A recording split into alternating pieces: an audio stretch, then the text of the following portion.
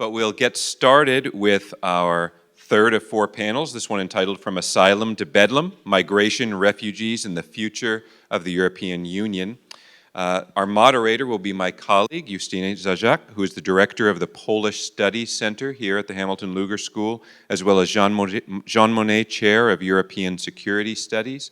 Justyna is a professor of practice here at HLS in the Department of International Studies, as well as a faculty member in the Department of Political Science. So, Justyna, please. Thank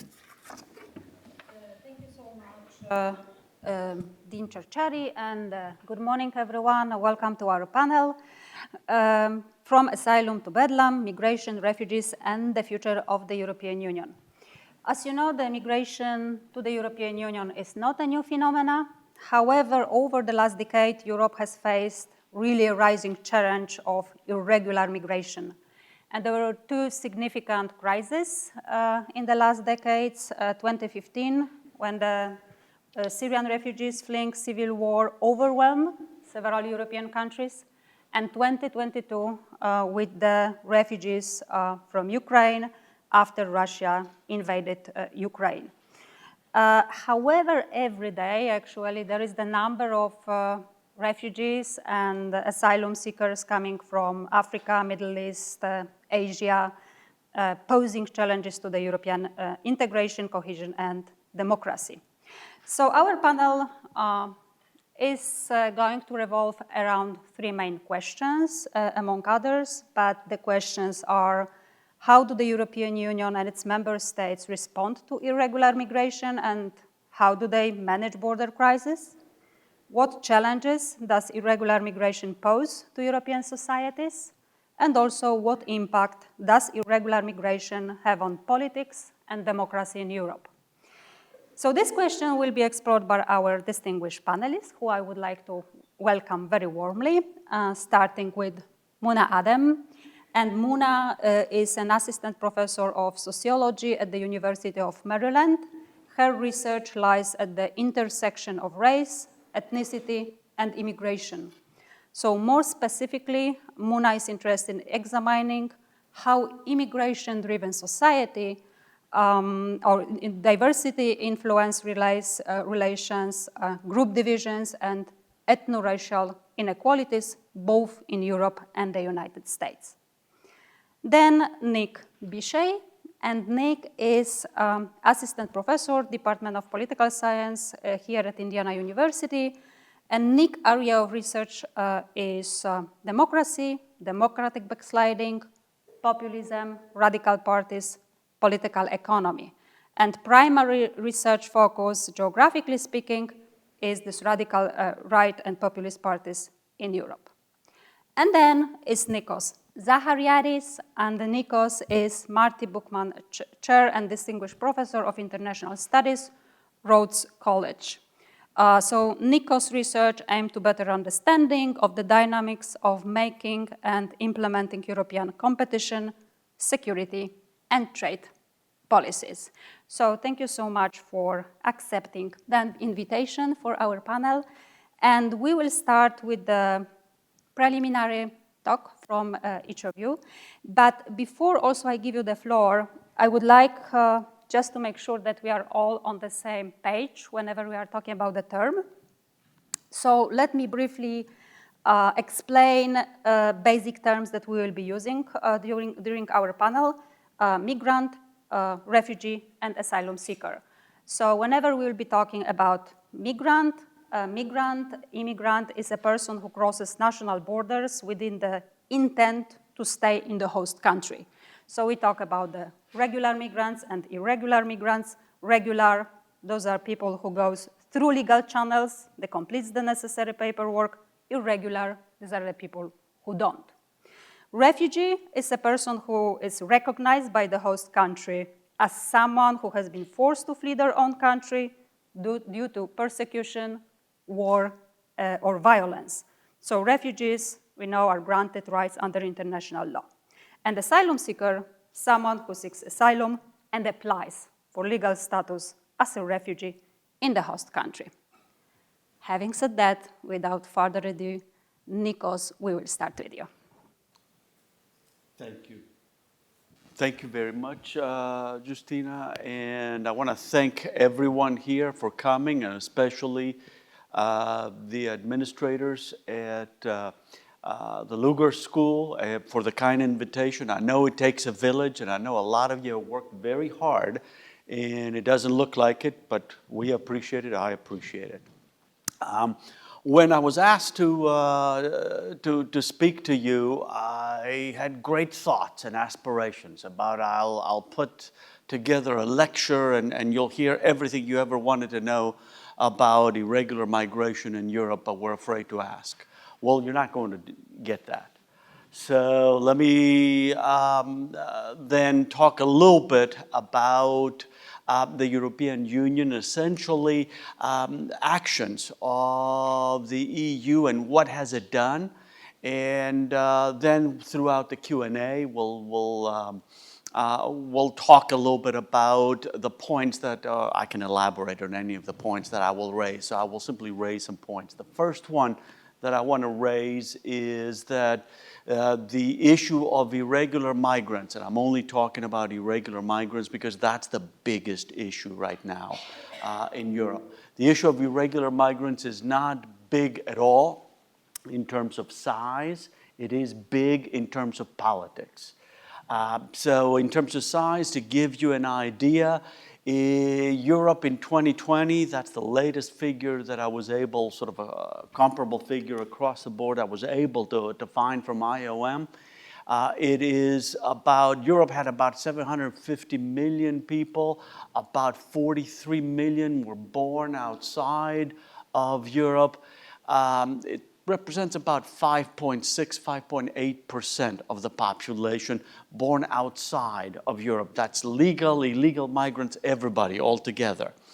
Annually, in that year, 2020, irregular migrants represented 0.03% of that population. Minuscule. If you think about it, it's not really anything worth talking about, at least in terms of numbers. Now that's 2020, that's coronavirus year, so it was a little different. Double it, that's how much it normally is on average. So in terms of size, it's not a big deal. So what is a big deal? The big deal is the politics behind it. And the politics is as follows. It used to be, first of all, it's not a new issue. It's an old issue. It has been with Europe at least since the 1990s.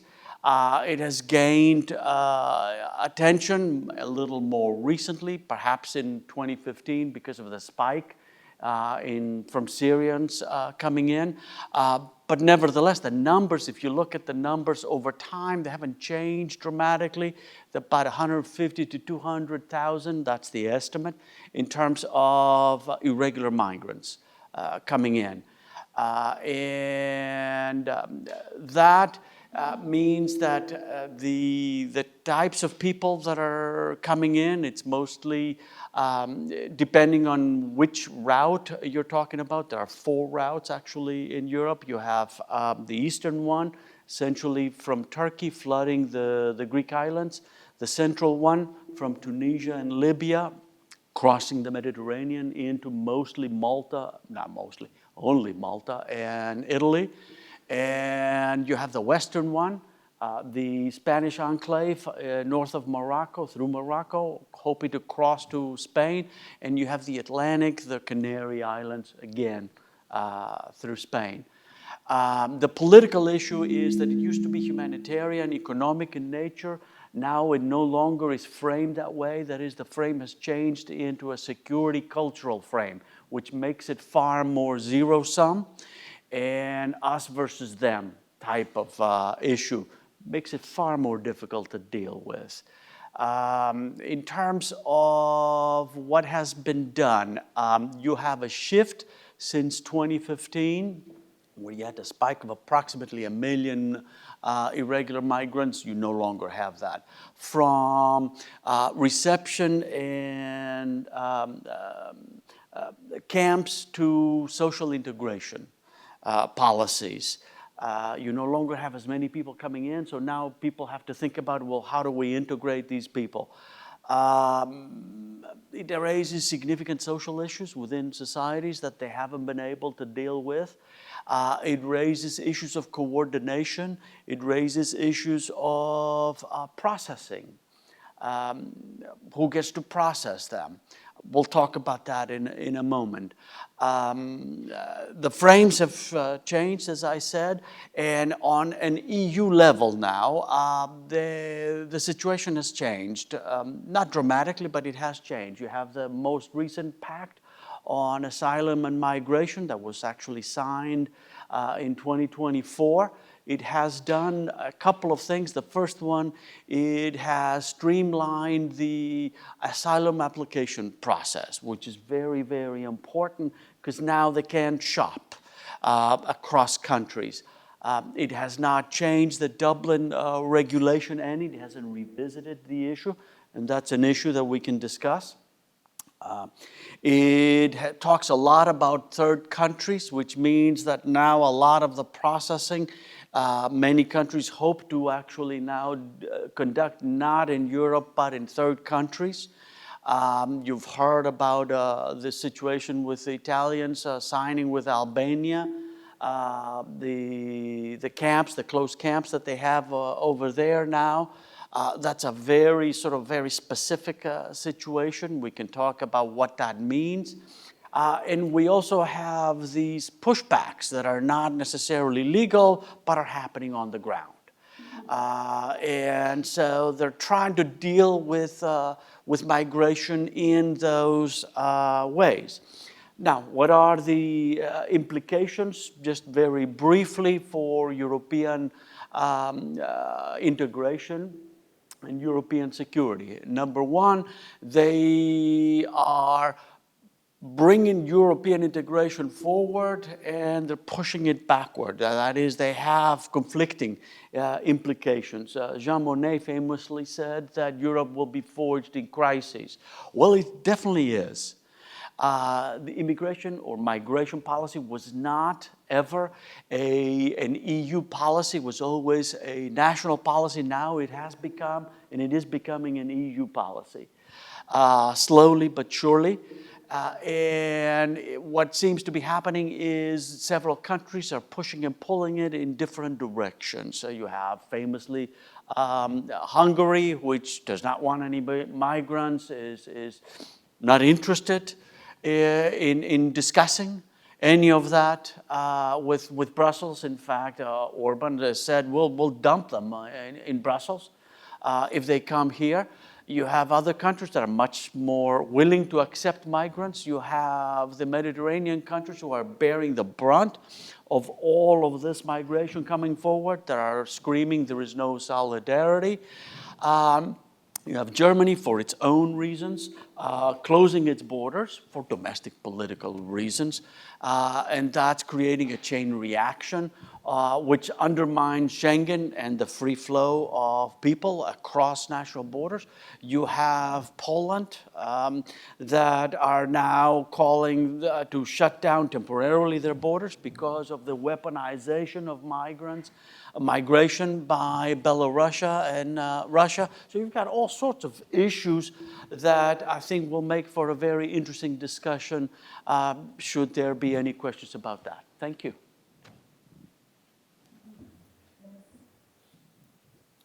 Hello, can you hear me? Okay. Yes, thank you all for being here. I've enjoyed this conference so much, and as someone who really value interdisciplinary research, I love learning from other disciplines, and which I have done so far. So the kind of broader question I'm going to answer is how does irregular migration in Europe create challenges? And I think there's three big challenges. The first one, as my panelists kind of described, is integration. Integration in terms of both economic integration, but also symbolic and cultural integration. And to kind of really give you the human face behind this and the importance of it, sociologists often look at second generation and third generation to see how successful or the failure of second generation immigrants in Europe. And I can use myself as an example. So my family fled Ethiopia in the 80s, which kind of faced one of the worst humanitarian crises. And we first landed in Germany. And I was born in a refugee campus in Germany, but Germany at that time had very strict citizenship laws, and my family felt like we needed to migrate to Sweden because they heard that Sweden was a bit better in terms of law for integrating immigrants. So we ended up coming to Sweden, and that's where my family has been for the past 30 years or so. One of the things, and of course, Sweden has long been held as a role model for not only immigration policies, but gender and equality and so on. But one of the things about Sweden, especially when you think about national identity, Sweden has for a long time have always welcomed immigrants and said, we love them, we want them here, as long as they don't come to my backyard. And this is why we actually see very severe segregation levels in Sweden. So at first, when my family got there, we lived in rural neighborhoods in Sweden, but the racism and the xenophobia was so severe, like kids were throwing bombs in our balconies, and we went to the police, and they were like, oh, if one of you don't die, we can't do much. So it didn't take much for my family to essentially move in the middle of the night, and we ended up getting to, the government placed us, it's what's called now immigrant ghettos. So what is immigrant ghettos? These are essentially neighborhood with 99% immigrants, very poor, which are really struggling right now. For migrants, though, for second generation, this actually is a safe haven. Why? Because at least people look like you, live here, they understand your struggle, and they understand that even though you try to integrate, there was a lot of backlash from native-born Swedes who was more likely to say, yes, we appreciate you, but you gotta stick to your own kind of place, right?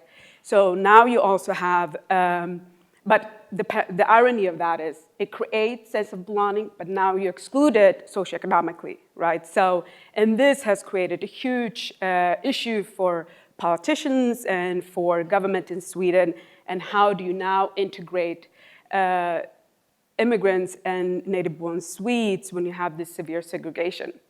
And another issue, so now my nephews and nieces, which are third generation, the gangs and the violence in these immigrant neighborhoods have really, really increased. And you would think that, wow, in a country like Sweden, they have gang issues, and they really do. And especially when it comes to guns. So now you see a high rate of young men, especially immigrant men, dying because of gun violence.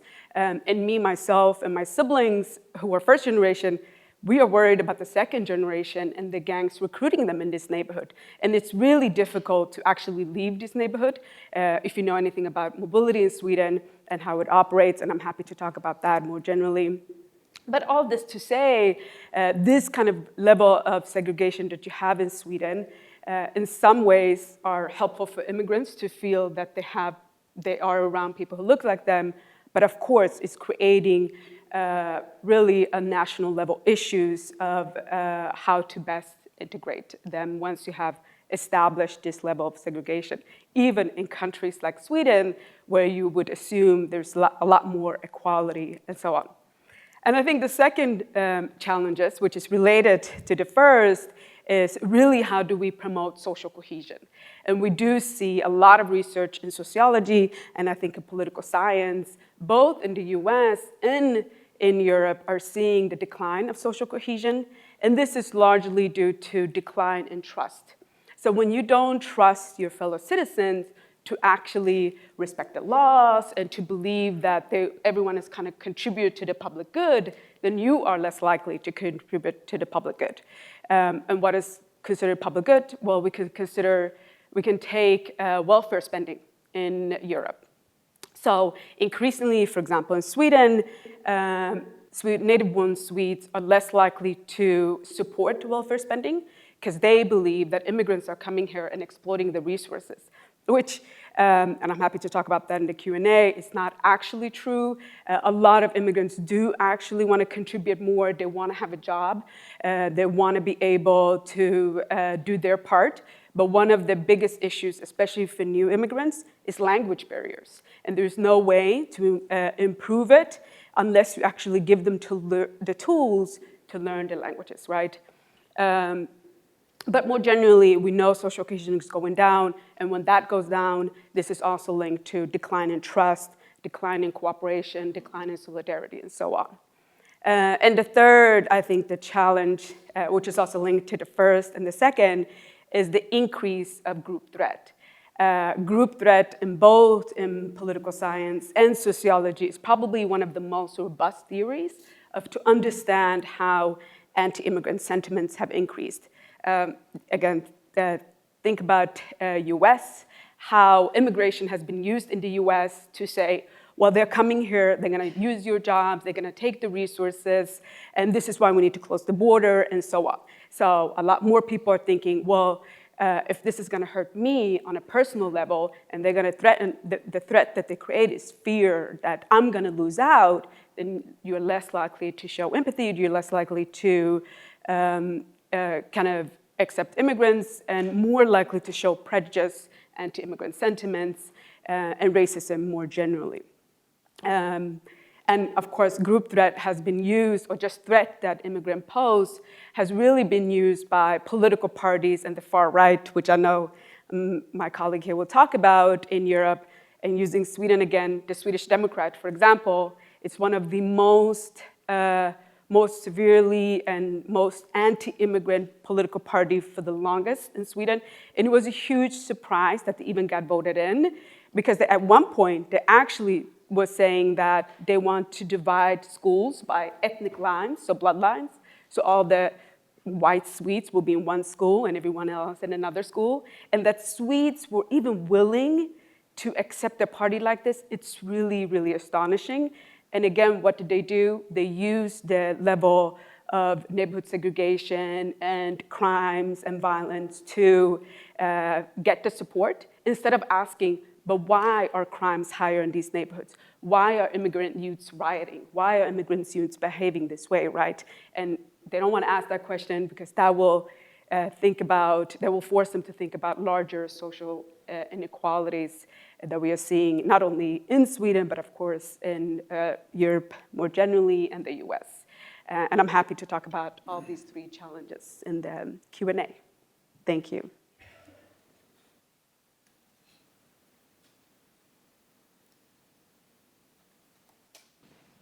Hello, okay, great. Thanks, and thank you everybody for being here. So that's great, because that's kind of exactly where I wanted to pick up. Anyway, talking about the effect that this immigration has had on policy, excuse me, on politics and democracy in Europe, largely via this increase in these radical right parties that you were mentioning. So the first part then is how immigration actually leads to an increase in support for these parties. Which I'll be a little briefer on because I think you did a great job already. But then the second, which is equally important, I think, is how this is actually altering politics and endangering democracy in Europe. So first, how does immigration contribute to this populism, radical right, or anti-immigrant parties? We can use them pretty interchangeably for now. But generally, we think of the rise of these parties as two forces, like any economist would about anything, supply and demand. So supply, meaning the institutions like electoral systems that make it easier for these parties to win, but more importantly for today is demand, which asks what actually causes people to want to support and vote for these parties. And as you may guess by the title of this panel, the number one predictor of an individual's support for an anti-immigrant party is their view on immigration. So for example, surveys of supporters of these parties find that like 2% of them say they want to see immigrants in their country. Compared more nationally to Europe, that number is like 6 or 7 times as high. And then second, the vast majority of voters for these parties say that it's specifically because of their views on immigration that they choose to support them. So a lot of these supporters are what many call losers, not in the traditional like schoolyard bully word for loser, but as in we've seen dramatic gains in wealth in terms of globalization and modernization, but very often these people who support these parties have left out. So we see evidence that places that were hurt more by trade or jobs going overseas are much more likely to support these parties. So we can kind of see then how these populist radical parties might really make strides here, right? These people have felt long like they don't fit in, and now you have some party talking to you saying, hey, it's not your fault, it's the immigrants' fault, right? Everyone's looking for a scapegoat, and they've provided them, which is why we see the success of these parties rise so much when immigration becomes more important, or when immigration increases, because these arguments become much more successful. And so we could kind of see these arguments taking two forms, one being actually economic, which might make sense, but the other, as you were saying, being threats to cultural identity, which evidence suggests is much more the driver of these result. Arguments like diluting our culture or hurting our national identity is really what seems to be driving this result, not actually the economic arguments. So these parties kind of take hold of these fears, which, as Nico said in the beginning, are not new. In fact, evidence doesn't really show much change in support for immigration over time, but it has become much more important in determining how someone will vote or not. And when they see immigration rise, these arguments become much more persuasive to them, so we see support for these parties increase. So, part number two then, why do these parties have anything to do with democracy if they're anti-immigrant? They tend to speak very differently from more mainstream politicians. When you see politicians speak, they disagree with their opponents, but I know there's some irony talking about this like 3 days before our election, but they disagree with their opponents, but that's it, right? When they lose, they cede power and let the other party take power. But with these parties, we don't see that. So we have a lot of different definitions about populism, but the one thing that most everyone agrees on is that they believe their opponents are illegitimate, and that if they win power, they're still not legitimate rulers, they shouldn't be in control, and their supporters shouldn't be represented in politics, right? Only the populist leader and his people are the legitimate, or her people are the legitimate rulers, and only they should be able to have a say in politics, which of course is averse to everything we know about democracy, right? So if a populist has bad coverage in the media, that means the media is corrupt. If there's a court ruling that goes against them, it's because courts aren't democratic. If they lose an election, it's because the election is rigged, right? But for your supporters, that's great, because you're doing what no one else has been able to do and solving all these things that you now think are super huge problems. So we've seen, the obvious cases like Hungary and Poland of what happens here, but there's evidence of this happening throughout Europe when these parties are successful. Press freedom declining, journalists being much more likely to be thrown in jail, civil liberties, things like freedom of speech and expression, religion, equality under the law for all decline when these parties, these anti-immigrant parties, do come to power. Just some quick examples. In Finland, the True Finns came to power and dramatically cut academic freedom and led to a big increase in self-censorship among academics. In Norway, the Progress Party created a new immigration and integration ministry and toughened the restrictions on immigration and made it much harder to seek asylum in the country. So in the end, in sum, what happens is this increasing immigration really increases the salience or the importance of immigration in voters' decision-making process, which leads them to these new parties which are promising to be outsiders that have new solutions to answer these parties, and then in the end we see a dramatic threat to democracy. Thanks.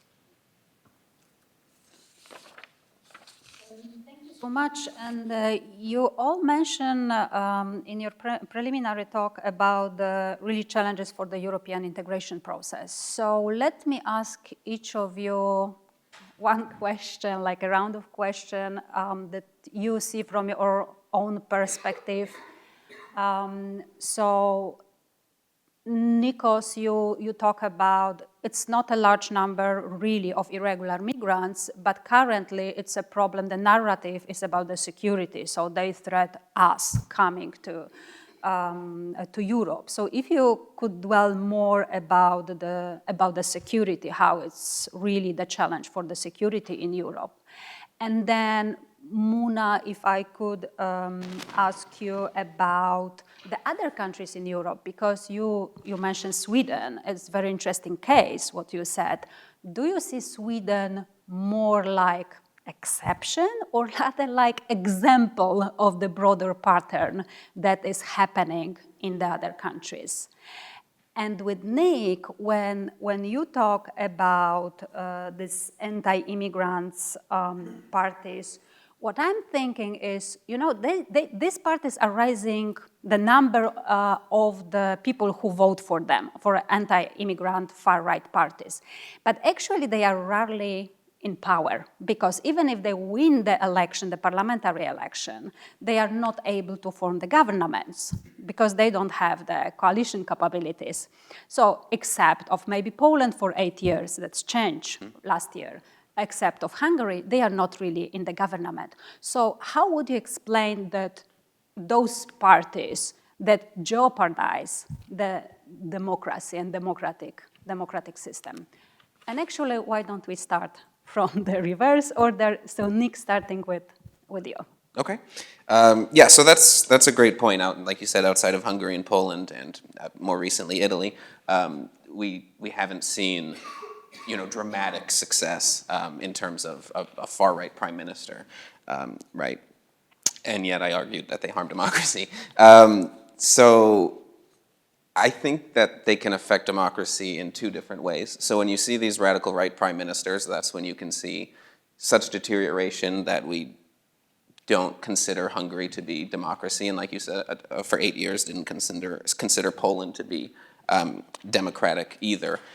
We're probably, hopefully, not going to see such dramatic backsliding with the increase of the radical right, but we have seen them form coalitions in about half of European countries and enter in as junior coalition members.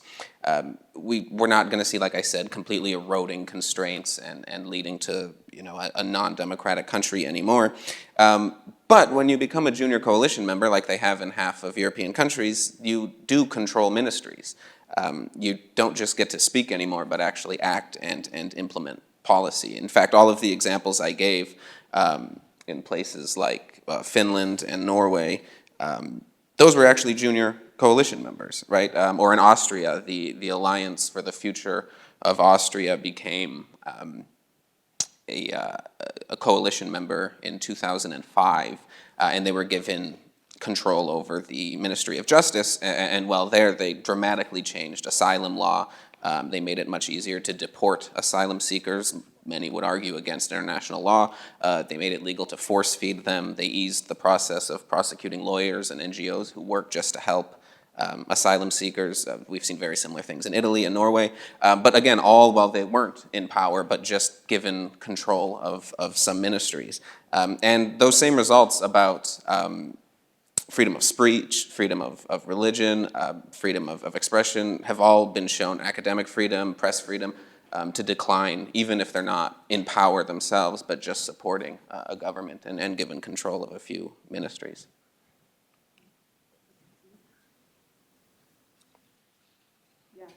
So I think Sweden is definitely an example of what's happening in Europe more broadly. They might be unique in terms of the level of segregation that we see, since it does have one of the highest segregation in Europe. But I do think it reflects broader patterns. And I know, so for example, sociologist Jean Beeman have done research on second generation of Black immigrants in France.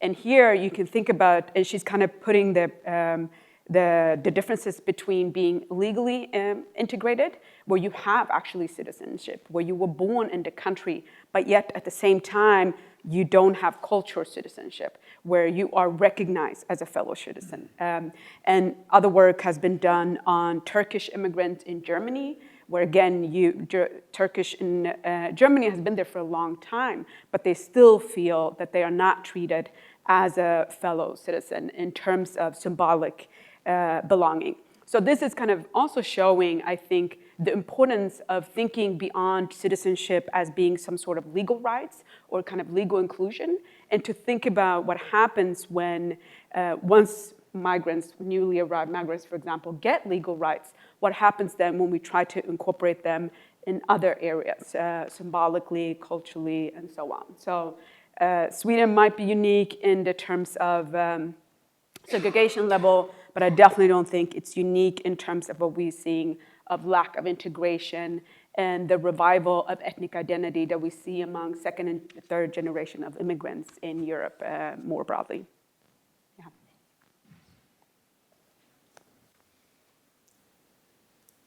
Thank you. Yeah, that is a very good question. Let me give it some answers. First of all, I want to emphasize the fact that migration policy has a moral hazard built into its design. And that's built into it. You can't get rid of it. And the moral hazard is as follows. If you make it welcoming, then they'll keep coming. If you make it unwelcoming, then they'll stay away, but then you become something that you profess you're not. And that's where Europeans tend to be. That's what they're trying to address. I haven't been able to do so. Now, in terms of security, it depends on what you mean, what one means by security. How do you define security? If you define it primarily in conventional terms, no, the biggest security threat in Europe, in fact, it's Europe's existential threat is not migration. It's actually what's happening in Ukraine and Russia. How do you deal with Russia? That's the key issue in the long run and in the short run. However, migration is an issue. They've got to deal with it somehow. On a human level, when you're talking about sort of individuals and individual level security, yes, then it becomes a problem. If you look at it from a political perspective, no, not really. If you look at it as a common crime, then yes, it becomes an issue. Many criminal events in Germany, for example, that led to the closing of the borders were caused by migrants. You hear the term migrant, he came from such and such, and therefore that's a problem. We need to deal with it. Forgetting, of course, that the problem is not necessarily the more recent migrants. Most of the terrorists, if you'd like to think of it that way, are actually homegrown. In Europe, and have actually been born in Europe. They didn't migrate to Europe. They're not first generation migrants. But nevertheless, that's small, subnotes in the grander narrative that unfortunately tends to look at the headlines, and the headlines do say that these are people who create issues, and therefore we need to protect ourselves somehow. And the idea is deport them, but they have no idea where to return them. That's one of the biggest problems that they're facing right now. Italy is going through it, supposedly the successful model that many other countries are looking for. They have no idea what they're going to do with it. It will fail. I will guarantee you it will fail. We can talk about why. Sure. So this what you said, I think, make more clear why Japan is looking on Europe and said we don't want to follow this pattern because it does not work, as it was said in the previous panel. So before I open the floor for the questions from the audience, just let me ask the final question more about the problem solving. And what kind of solution do you see from your own expertise and the angles that you focus your research on? So Muna, about the best ways to integrate newcomers in terms of symbolic inclusion, but also socioeconomic integration. Then Nick, if I can ask you and dwell a little bit in the question, where the rising position of anti-immigrants parties come from, whether it comes and it's driven, by the people, by the voters' opinion, or more by the political elites. So what is the source? And then, Nikos, if I could ask you more about, the solution coming from the national and supranational level. You mentioned, now this immigration policy goes more on the supranational level and the EU, not the national. What solution do you see from this perspective? So, Muna, why don't we start with you? Yes, a solution for that. I think this is actually a really incredibly difficult question because I think it starts first and foremost by desegregating neighborhoods. Why? Because segregation in terms of neighborhoods create more than that. It creates segregation in your mind. You don't have contact with people who look different from you. And in sociology, contact theory is the one theory that has found most robust evidence to lower prejudice, lower anti-immigrant sentiment, and so on. But how do we get people to create relations between each other? And you don't have to think about immigration in Europe to just think of examples. Think of US. We know racial segregation in US is very problematic. But if you take the most liberal white American, even if they believe in equality and justice and they want to reduce neighborhood segregation, they probably will never be willing to move to, let's say, South Chicago to improve it, right? Why? Well, there's not much individual incentive to do that, even if we know at the society level it would actually improve a lot of issues. So it's the same kind of dilemma in Europe. A lot of native borns may not be willing to move to immigrant neighborhoods, and a lot of immigrants now feel like, well, I prefer to live in a neighborhood where people look more like me to avoid discrimination and so on. But I do think it's going to come down to policies where it has to come from the up to the below. I'm not sure yet how that's going to happen, so I'm going to think about that. But I do think, for example, the government can do more to place immigrants where you have a more balance between migrants and native-born, especially for new arrival, so they can see the both sides, so they do get integrated, they do feel they're part of the society, while at the same time getting ties to their ethnic community as well. You also have to create those kind of balanced communities. How we do that?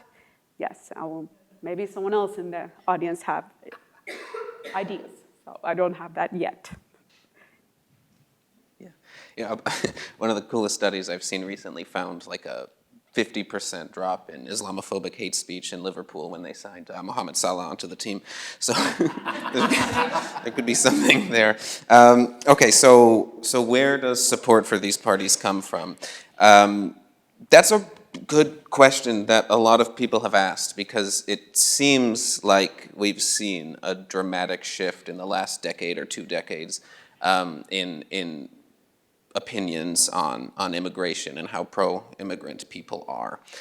In fact, a lot of people call it like a wave, right? The wave of anti-immigrant sentiment or the wave of populism coming. But research suggests that's not true, and if anything, in Europe, we've actually seen an increase. That is, the European people becoming more pro-immigration, largely due to younger people becoming voting age.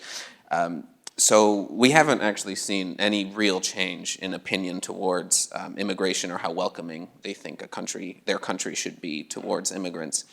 But it has become more important. That is, when people decide how they're going to vote, if maybe immigration was like 5th on their list of being important in making a decision, for many people that's risen to now being the most important decision, again, at least if you're voting for some of these parties. So it's become much more important, even though actual opinion hasn't really changed about that. Which is to say, where does this come from? It's the title of a really famous book that looked into this, and the title is called Democracy Erodes from the Top, because it's not being driven by the people. Their opinions really haven't changed on a lot of this, but a lot of politicians have found, if I go and say horrible things about immigrants and blame them for all of these problems and use rhetoric that we would have thought would be disqualifying 30 years ago for a politician to say, a lot of people will like that and will vote for me, and then I can be elected. So it's not really a wave at all, but rather a reservoir that's always existed, that politicians are now tapping into and finding that they can they can use this as fuel to win elections, which is a long way of saying I don't know what the solution to that problem is, other than changing minds, like you said, finding ways to integrate through contact, higher levels of education as well, obviously dramatically decrease someone's likelihood of voting for these parties. But yeah, it is very much an elite-driven process that we've been seeing and not from the people. Thank you. I think that's a great question. Let me preface my answer with the following aphorism. I'm the perfect academic. I am excellent with diagnoses. I am very, very poor with solutions. But let me take a stab at this. I urge everybody to think about the migration problem in sort of along two axes in terms of solutions. The first, at least in Europe, is the supranational national. Where will the solutions come from? Part of the majority of them will come from national leaders. The reason is because these policies are driven by domestic issues that individual countries are facing. We're talking about Europe. There is no Europe other than in a general sense. There is Germany, there is France, and what is happening over there is what affects Germany and France, not necessarily what affects Europe in general, which means it's a mosaic of issues. What's going to happen at the EU level is the EU needs to coordinate all of these activities, provide or redistribute, if you'd like, the funds. We do need a new Jacques Delors. If you'd like, at the EU level, we do need greater European national leadership. All the wrong leaders seem to be gaining traction, the Melonis, the Orbans of the world, in quotation marks. If you like them, good for you. But there doesn't seem to be any sort of solution-driven national leaders from the other side to argue the point that, what is it that we're doing? Now, the other axis is the push and pull factors that the literature talks about. Why are these people leaving? Why are they coming here? If you want to limit the flow, you've got to, unfortunately, make it an uninviting process. Third countries have served well in that regard. It doesn't make them proud Europeans, but unfortunately they're doing that. The situation with Turkey, for example, the situation the Italians, their bilateral agreements with Libya and Tunisia are essentially forcing them to police their borders so that you have fewer people coming in. The problem with that, of course, there is always a problem, and that is it creates leverage for these countries to then open or close the spigot whenever they want more from you. And the Europeans have been happy to pay the check. We'll see how it happens. Long-term solutions, if you're really looking for the long-term solution, that is, you've got to start thinking about, well, why are they leaving in the first place? And how can you address this issue? Europe has not been interested in that. They have done very little about it. I don't think there is an interest in doing anything about. So what is the solution to that insofar as Europe is concerned today? Nothing. They'll just keep coming, and all they can do is just try to shield the borders, build bigger fences, hoping they don't come through. Thank you so much. Let me open the floor for the question from our audience. So please, if you have a question, raise your hand. And there is the microphone somewhere there. Yes.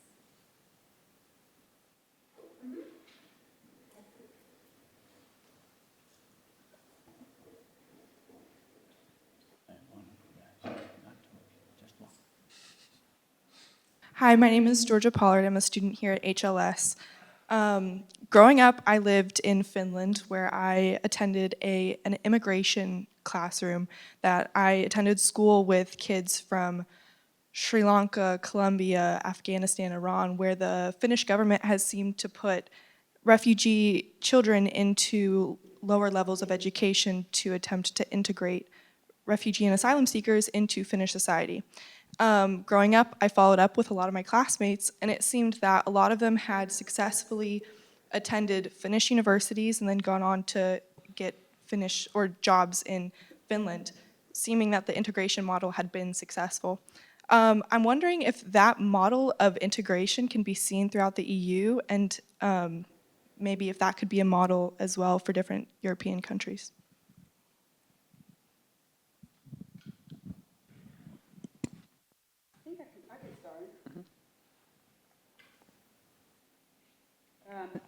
Thank you for that question. And I think actually of all Scandinavian countries, so Finland and Norway, I think are really interesting. Finland in particular, because they actually have one of the most restricted immigration policies. Like they actually don't accept the level of immigrants that Sweden do.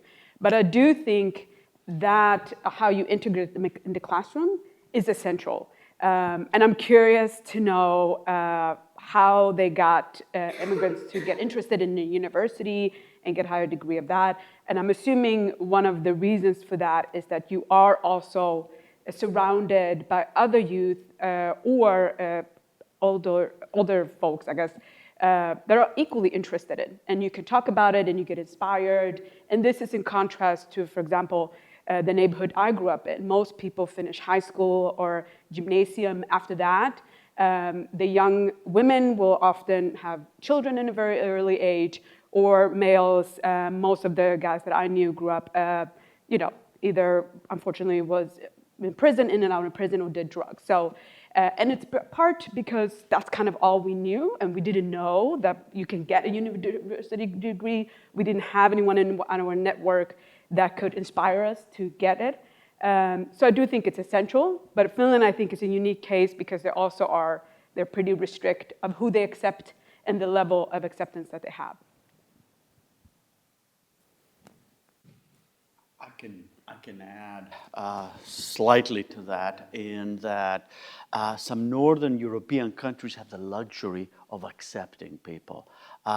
Looking at it from Southern Europe, the Mediterranean, the countries of entry, where you don't have the luxury of accepting, part of the issue that they're facing is that they're being overrun by migrants, I should say, who don't want to stay there. And therefore, the level of integration that is desired is just not there. They're just stuck. I mean, that's the only reason why they're there. How do you now integrate these people who have to now realize that I've got to do something now, this is it, there's no more future.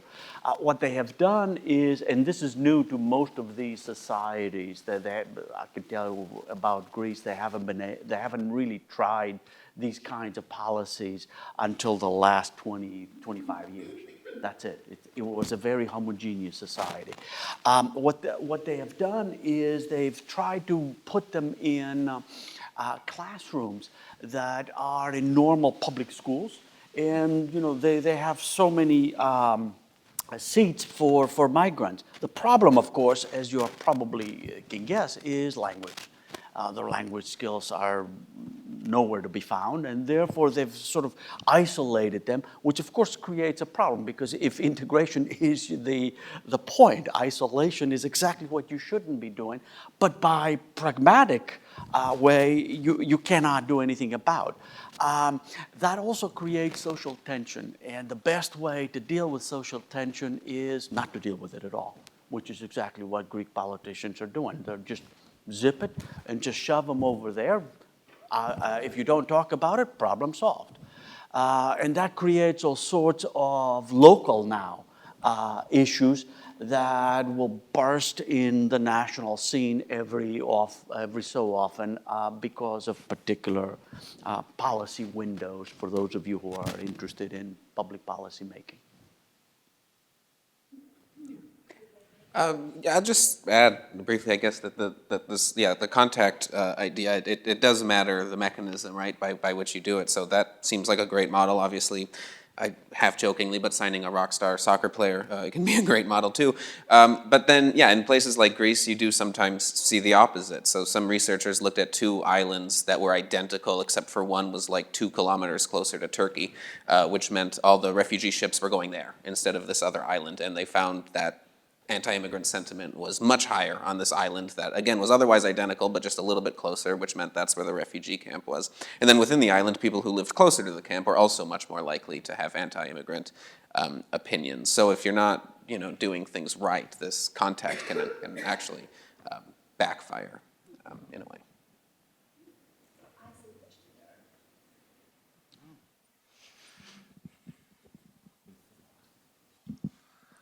Hi, Ryan McDonald again from Hamilton Lugar. I wanted to ask Nicolas in particular, we have seen a lot of even centrist and left-wing parties acquiesce to right-wing framings of immigration issues.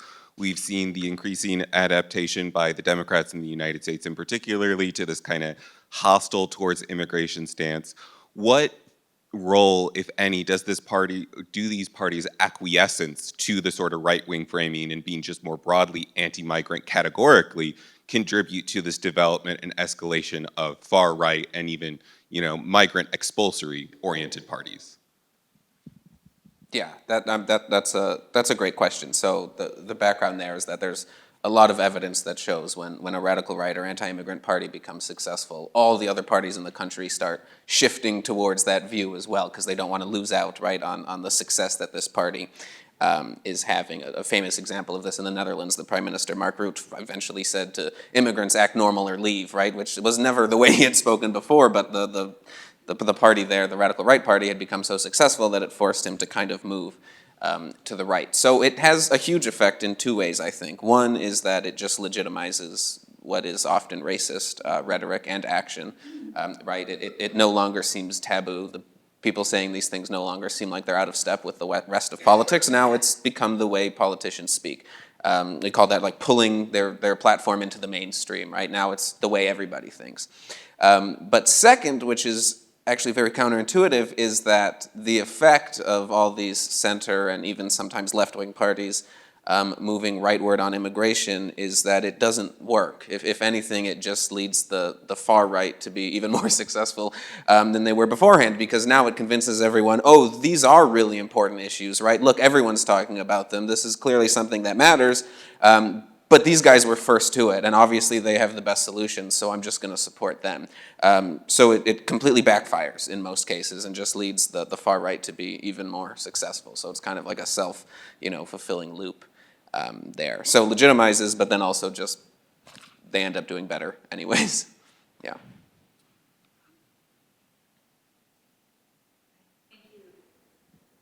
Thanks so much for your really interesting comments today.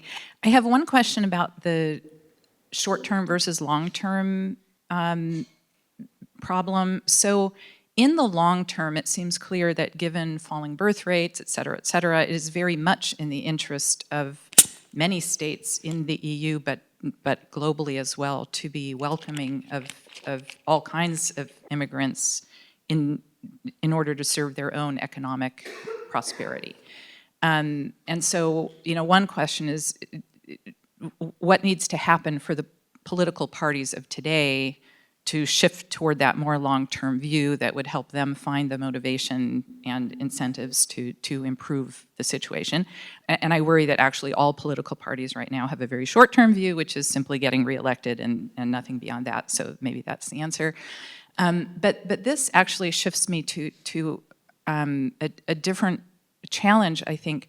We've talked about how immigrants can be weaponized in the ways you've discussed, but thinking about immigrants as a future, talent pool, if you will, operationalizes or instrumentalizes them in a different way. And we've seen some, I think, unfortunate circumstances where in the wake of big humanitarian crises, countries are in effect looking at the people who are in refugee camps and trying to, sort them into which ones will be valuable to us and which ones will not, and finding pathways to preferential admission and so forth, even for refugees and asylees, which I find problematic. So how do we revitalize the human rights framework and the international law framework and recenter the migrants themselves rather than thinking about this only through the lens of the needs of individual states? Thanks. Do you want me to? Sure. I can start, and then my colleagues will jump in. You ask way too many questions. Good ones too, that's the problem. How do you deal with this issue in the long run? I talk to my students about it, about the need to address the demographic changes in our countries, generally around the globe. The only way that I can see this changing is by shifting the frame. It's the psychology behind the public policy. As long as the frame is cultural and or security, it becomes an us versus them. So it's very easy to fall into that trap. There is no way out of it. That is, immigrants have no place in our society. If you change it into an economic frame, then you can start to see how the benefits of it. And I believe there are many, many very good benefits, and I'll be brutally honest, I am one of those benefits. I'm a first generation migrant. I actually migrated legally, for those of you who are wondering. So the second part of this question is very, very difficult to respond. And I think the whole aspect of the debate, the discourse, has been completely warped. And insofar as migration issues are concerned, it seems that they've all been collapsed into irregular migration. So every time we talk about migration, we only talk about irregular migration. We put the rest of them in there. These types of situations that you have described about discriminating along whatever dimensions between refugees in various camps, they've been going on forever. Well, I don't know about forever, but certainly for a while. The EU has engaged in that process legally. They are engaging in that process today. And I don't see any way around it, because politically they see themselves as there are people from certain countries that it's easier politically to accept, such as Syria. I calculated once, 2018 data. It's about 80% of the Syrians who applied for asylum got it.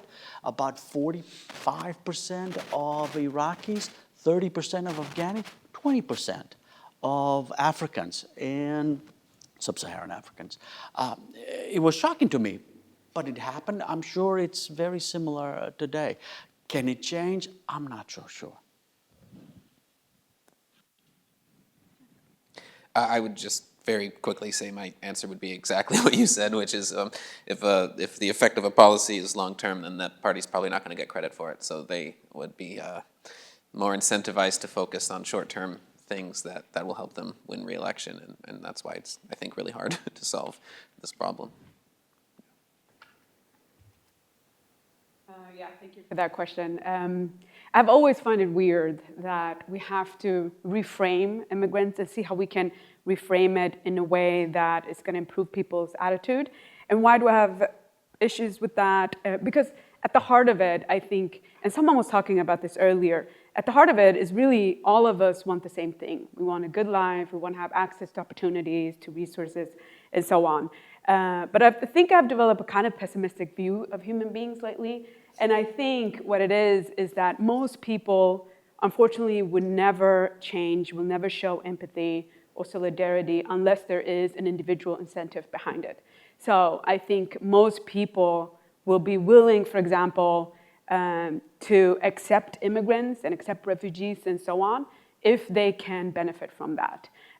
So I think reframing it in that way is probably the only solution to it. How we reframe it, I think it's weird also to be like, well, we need immigrants because we need to increase our fertility rate. We need more. It's weird to even say it, but I think that would be one of the ways. And to be like, oh, well, if you don't want your country to essentially disappear, you need more immigrants. Will that work? I'm not sure, because I think a lot of people will be, oh, well, we want immigrants, but we also don't want our national identity, let's say, as white American to decline. So then we want more people who look like us to breed the same people like us and so on. I don't think there's a lot of people who think like that. There's probably enough minorities who think like that. That's gonna have some sort of backlash to reframe immigrants in terms of demographic change, and so on. But yeah.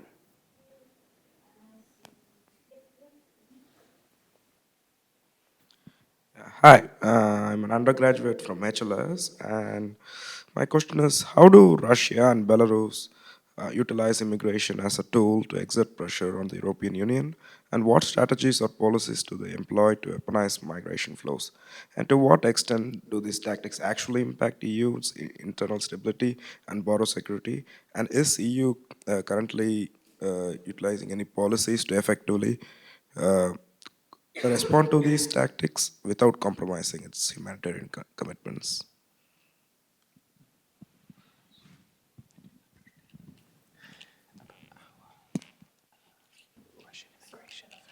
I think it's mostly to Nikos, to you. It's how Russia and Belarus utilize, like weaponize migrants that goes through the Poland, Belarusian, and Poland, and the Lithuanian border, and how it affects also the integration and whether the European Union does anything about that. I see. Okay. All right. Thank you. It's a good question. The weaponization is by policing their borders. Essentially, what you try to do is you put pressure on the resources of the recipient country by flooding it with all of these migrants trying to cross the border. And then you put the country on the defensive. It happened in between Greece and Turkey in 2020. It is happening right now, or did happen with Poland. The idea being the more you flood them, the less likely they are to welcome these. They're now irregular migrants. We're only talking about that.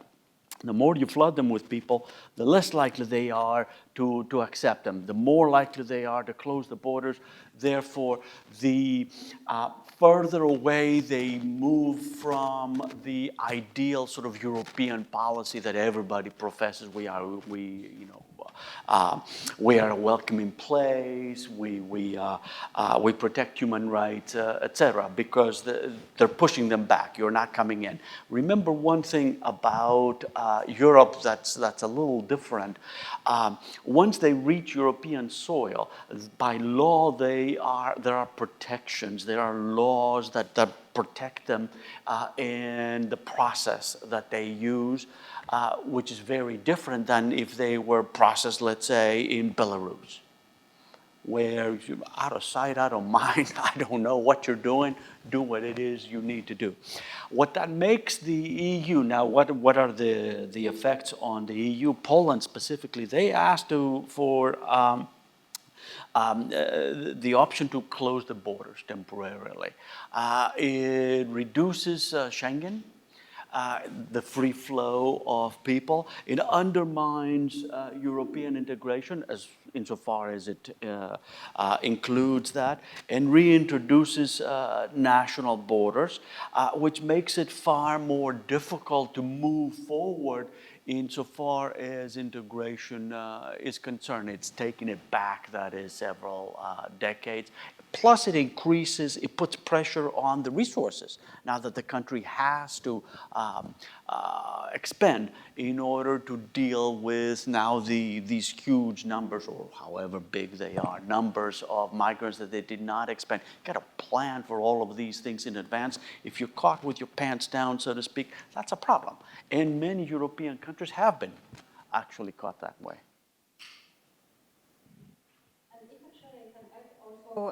Being from Poland and following this process, and I would say this what Russia is doing, and with the help of Belarusian regime, unfortunately is very effective in the sense that the goal of this is to undermine the cohesion of the societies, and I think it polarized the societies even more. So I see it in the example of the Polish society very clearly, that there are people who support the entrance of those people on the border, and there are the people who are absolutely against, and this is like this dispute within society. So this is the nature of the hybrid threat that Russia actually is doing, and it's quite effective, unfortunately. So currently the Polish government, and this is the center government, center liberal, is considering, I'm not sure whether they already implemented it, but to suspend the asylum procedure. So even the asylum requests are not going to be considered by the Polish authorities.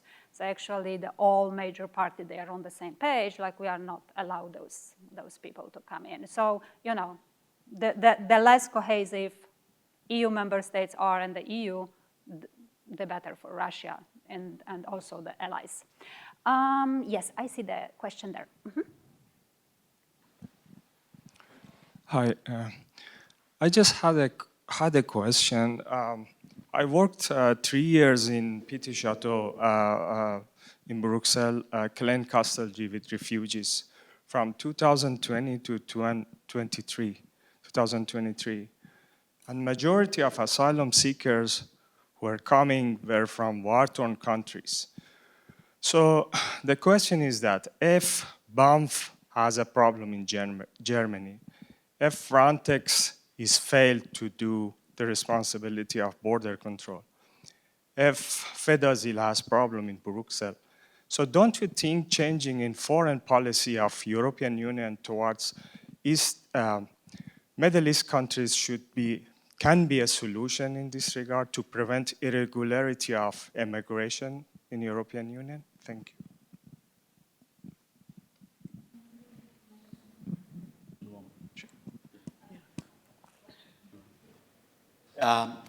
Yes, I think you're absolutely right. Getting more involved in the Middle East would affect the migration flows insofar as the eastern and central route are concerned. Remember, well, you don't remember, you don't know. Each route attracts different nationalities. So most of the Middle Easterners are coming from the eastern route, central Greece, or the central route, Malta and Italy. The other ones to the west are mostly sub-Saharan Africans. Yeah, it would. I believe it would. Do you know any European leaders who want to get involved in the Middle East, who have shown at least any interest in getting involved? Zero. It's a very difficult situation. I mean, I will agree with you. They think that it's incredibly complex. They don't want to get involved because they're going to get burned. Chances are they will. And they're happy to let the Americans take the blame, whatever blame there is, or the Israelis or whatever it is. So I think they're playing exactly what our government used to teach us during the 1950s, duck and cover. And don't worry about it, and whenever it happens, it happens. Okay, so we have time for one more question, and then here, and unfortunately, will be the last one. Hello there. My name is Shrikar Vasan. I'm an undergraduate here at HLS. I have a quick question because about, I don't even know how many years ago, but we saw that Britain left the European Union with Brexit. And one of the deep concerns among people who voted for Brexit was that Britain wasn't able to execute border controls. It wasn't able to control the flow of migrants. It was being bogged down by the European Union. There are further concerns about migration. For example, Professor, you mentioned Greece, right? And along with all the things with the euro and the eurozone back in the day, we see that there's become a focus on the problem of migration. We've seen that this has brought problems with the cohesion of the European Union.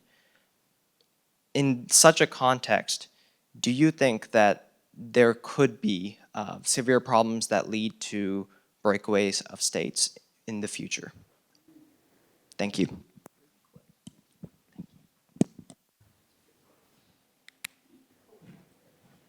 Yeah, you can start if you want. Okay. I think it creates issues. It has created fissures that run north-south, the old ones, sort of the rich and the poor, if you want, something like that, and East-West, New Old Europe. I think these are widening, and what migration has shown are two contradictory elements of European integration. One is greater push for integration because they realize that the migration issue will not be solved nationally. It will only be addressed supranationally with national, obviously, solutions. There's no question of it, but it's got to be coordinated at the EU level. The other thing that they have also realized is that there is very little solidarity, at least insofar as the publics are concerned. You have essentially many of the former Visegrad countries, Czech Republic, Slovakia, Hungary. I don't want to mention Poland, but yeah, it's part of it. Who are less interested insofar as migration is concerned. They've actually been very vocal about the relocation situation that was a big deal a few years ago. They were not interested in having any migrants there. I remember seeing, 10 people that were allowed to relocate. That's tiny.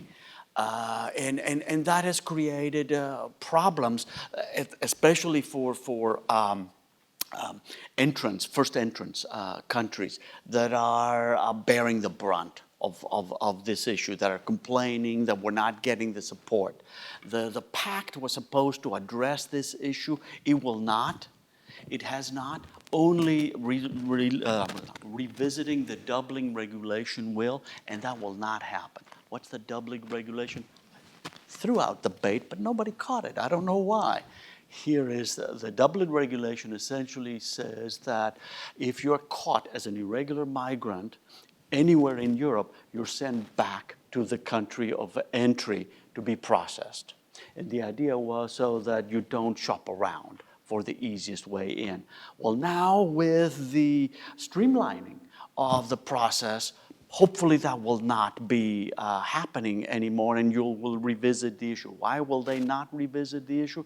Because it means essentially a Northern European problem has become a Southern European problem, because that's where they're coming from. The Southerners are saying, please, let's revisit it. The Northerners are saying, no, this is working perfectly.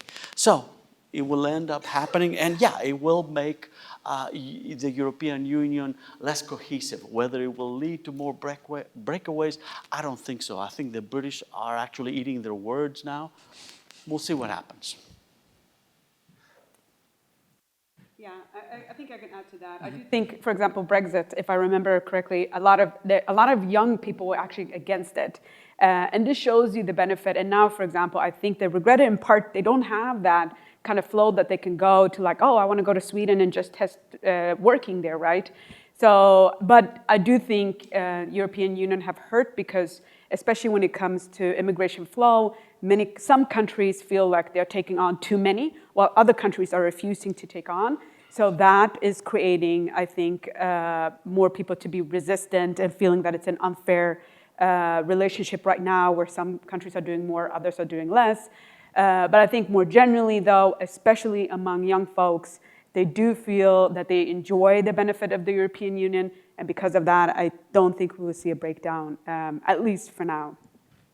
Yeah, I very briefly, I agree, but it is interesting to note that these same parties that I've been talking about who are very anti-immigrant are also very anti-EU often and very Eurosceptic. There's a big overlap there, and it's for the exact same reason, right? They say they're anti-immigrant because they're losing their cultural identity, and then expand those exact same arguments to saying, and also the EU is taking away our sovereignty and getting rid of our independence, and we can't do what we want, right? So we do see a big overlap there, but yeah, ultimately I don't think I see any other countries breaking away. Like everyone said, it's all the coverage has shown how it's been quite bad for the UK and not really beneficial in the ways they argued. Thank you. Let's thank another great panel for all of their illumination insights.